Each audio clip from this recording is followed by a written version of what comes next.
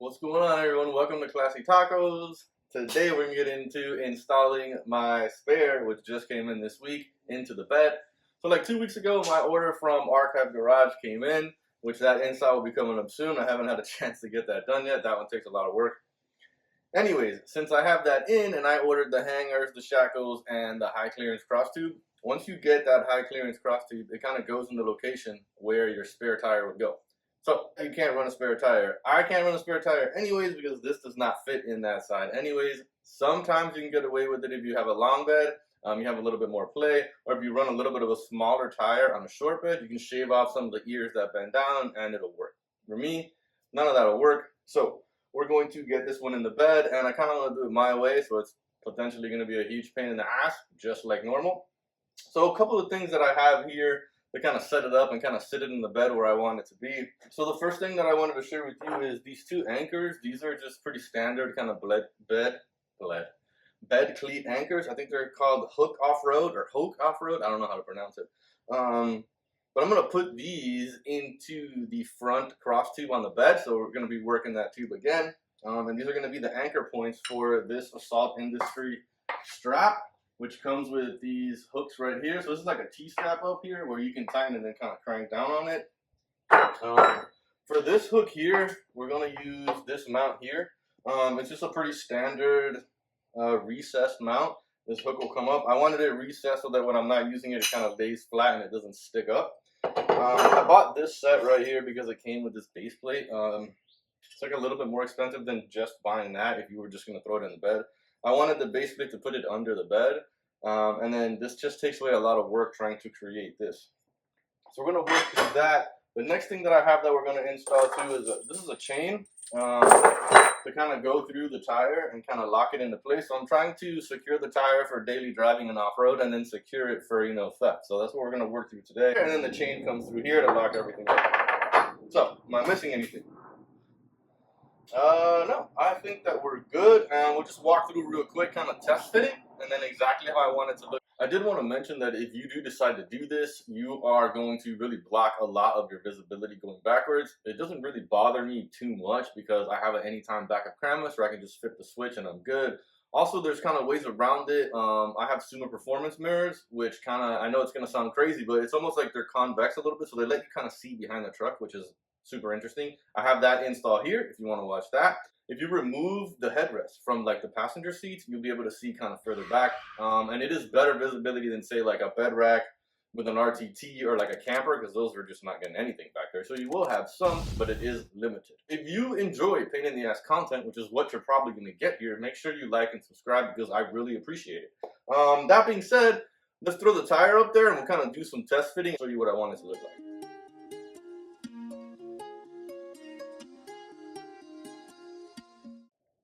So here's an idea of what my setup, what I'm trying to do here. I just test fit the chain. The chain worked. I thought it might have been too small, but that's what it's going to look like in the bed.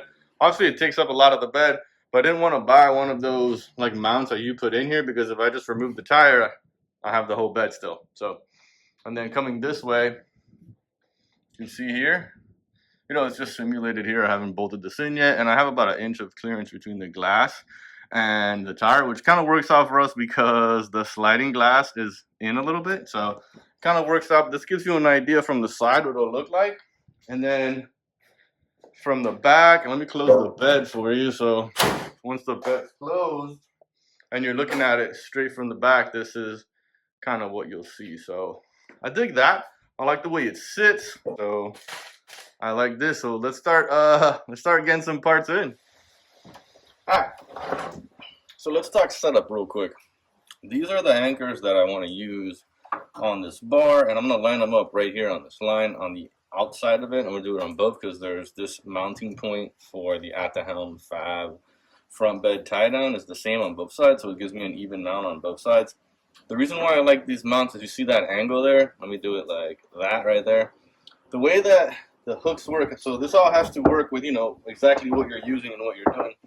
The way these hooks work, they're going to, once you're mounted this way, they're going to mount like this, right? If these hooks had to mount this way, I would not run it like this. I would run it like this, and that way, when it hooks this way, it's away from the windshield. since these mount on the bottom, I'm trying to make sense here, it hooks this way and it gets me away from the windshield, so that's what I wanted. And then, since they do mount that way, I'm going to creep in a little bit on the back of the bar and let this kind of hang out just a tiny little bit, say like that, so I'm not flushing it like here, to just give me a little bit more clearance. So what I'm going to do is make sure I'm lined up here. I'm going to mark it right there in the center. And then what we're going to use for mounting these is these same jack nuts with these green washers. I'm not gonna lie, it's a little rice, but I did like them a lot. For some reason, I like them. And I got some left over, and they'll kind of be, you know, matchy-matchy with the remote chucks. So we'll get these in first, kind of lock these down. And the goal here was, these are wide enough where, you know, it's gonna cover up that hole, and it still gives you a little bit of play. So I like that. All right, so let's just start up on these holes real quick. It is aluminum and it cuts pretty easy, but just don't forget the center punch like I did.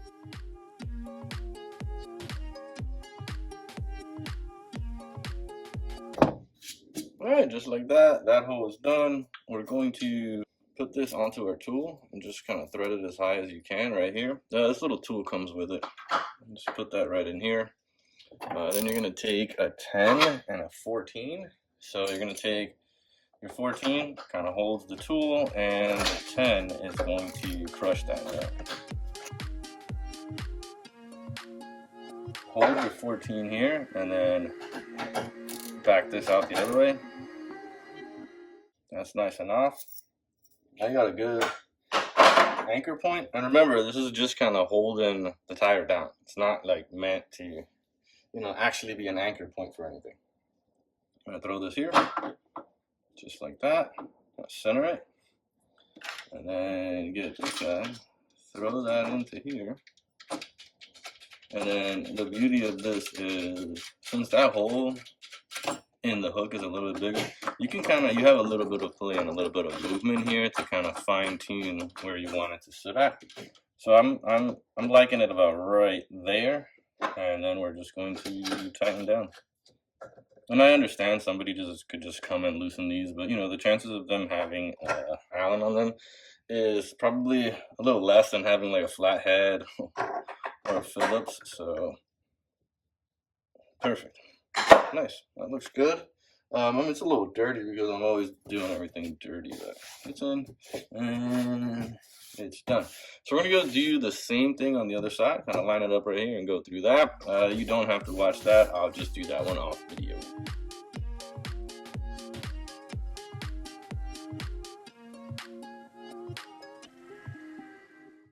All right, now that we have those brackets on, I just went through a huge ordeal trying to, you know, get this to work right here in these two holes. And no matter what I did, I never thought about how low this comes here. So right away I had to scrap it, which, you know, this was my second idea. I really wanted to just use these bolts in here, and I put a bunch of work into this for nothing. That's how it goes. So what we're going to end up with, the plan, is this guy now. It's going to go here like this. So this is just a pretty standard L bracket. We're going to have to create new holes, which is what I didn't want to do. And then I had to cut this here so that there's enough room for the pass-through. Sitting on it? Yep, sitting on it. So that there's enough room for the pass-through like this, basically. And that's where the chain's going to go through to secure it. So, you know, as usual, a ton of work, but now it's in and we can get it done. So let's get this in first. And again, I'm not patient with the paint, so, you know, it is what it is. So first thing we're going to do is just kind of mark these holes.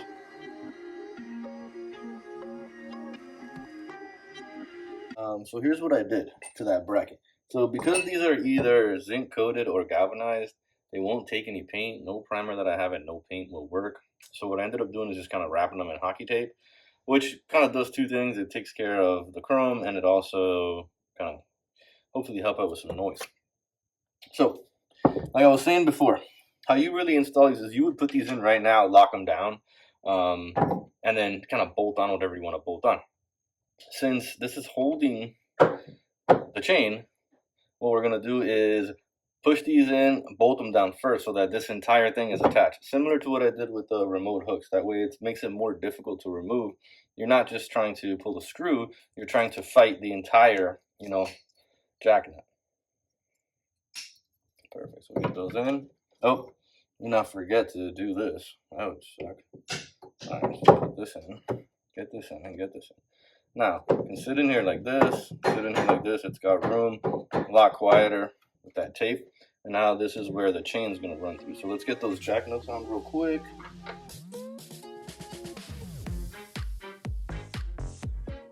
And I just want to make sure you guys know, I know this is a ton of work, but no one's really gonna even see this, but that's just kind of how I roll. All right, so for these, also to make them more difficult, I did put some blue Loctite on these. All right, perfect. So that sits there like this. And this chain here, just roll through here. We'll kind of leave that hanging there just like that, and that way when it's time to put the tire up, we just kind of run it through the tire. And the reason why I like this chain because it has this like protective sleeve. I think it's a motorcycle chain. Nothing special, came from Amazon, but it works. Alright, so let's mount the tire up here. We'll get the top straps up and we'll kind of figure out exactly where we want to put our hole for the bottom mount. You come over here and hopefully I'm out of the shadows.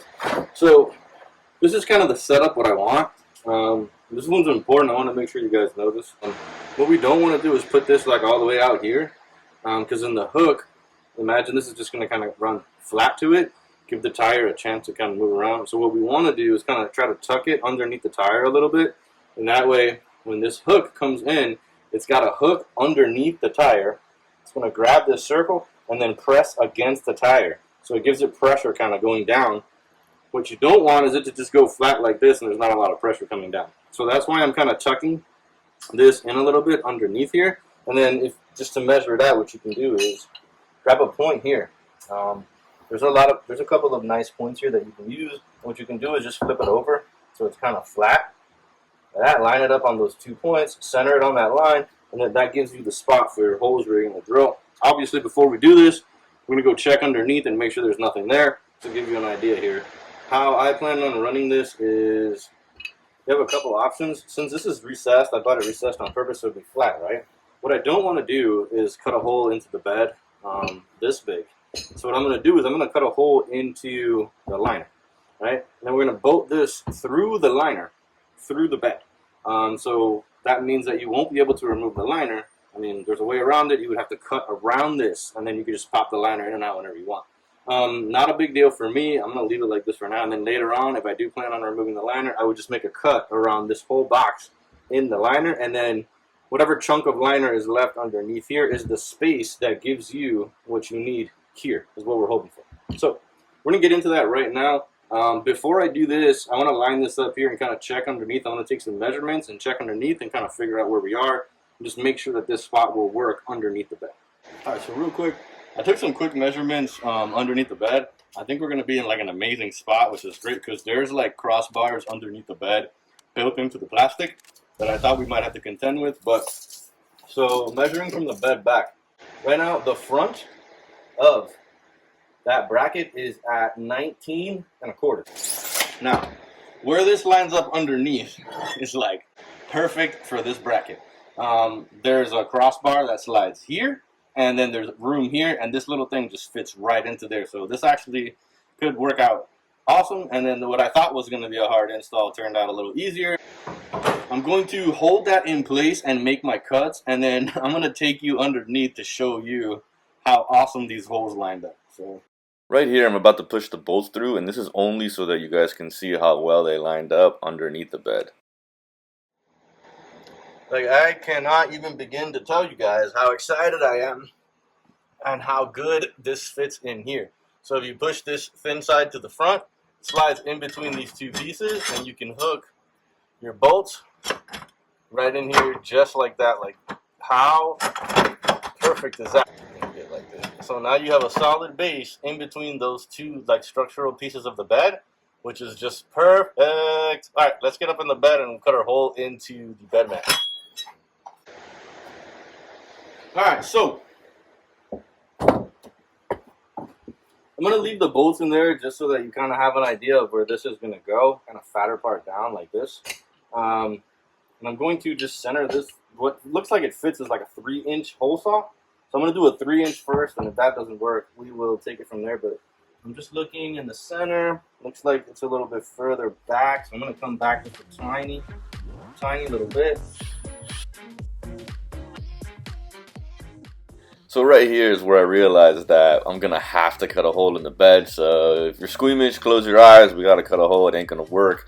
There is a center rib there. You can see it poking up.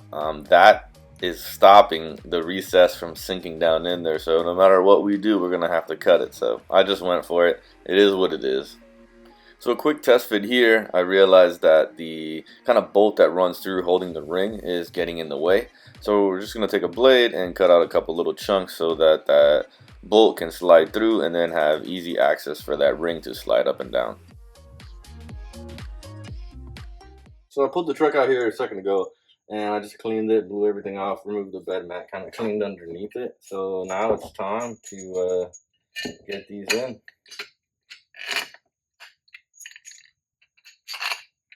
They're squared right here, so they kind of help out when you're underneath bolting stuff down.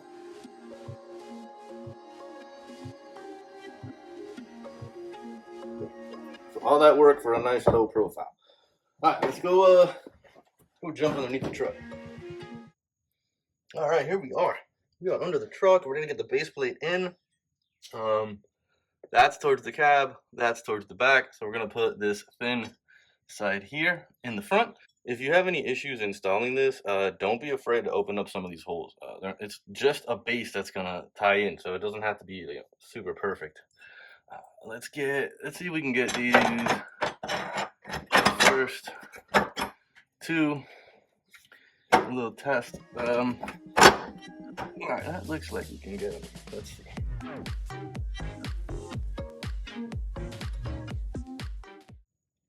Okay, so before we hammer down on them, I'm gonna head up to the top and just make sure that the squares are still where they're supposed to be on those bolts, so that way we can actually bolt them down. All right, so it looks to me like they're all in, so I'm just gonna go nice and easy as a 14. Right here, everything looks good. Everything is where it's supposed to be. It looks like there's enough room for that hook to slide up and down with nothing in the way. Let's go check up top. Look at that. It looks good, smooth, low profile. Get you from back here. See that? First function test is let's make sure. Alright, that moves. It is nice and tight down.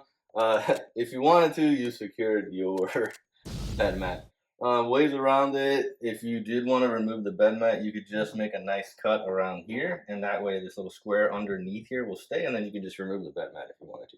I'm good where it is for now. I might come back later and paint these, but I'm okay. For now, let's see if all this paid off for us.